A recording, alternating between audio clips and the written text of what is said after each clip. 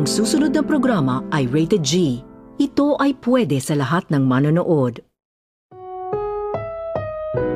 Ang susunod na programa ay rated G. Ito ay pwede sa lahat ng manonood.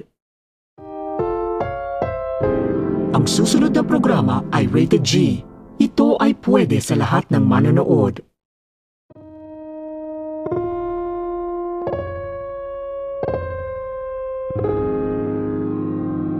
Ang susunod na programa ay rated G. Ito ay pwede sa lahat ng manonood. Ang susunod na programa ay rated G. Ito ay pwede sa lahat ng manonood. Ang susunod na programa ay rated G. Ito ay pwede sa lahat ng manonood.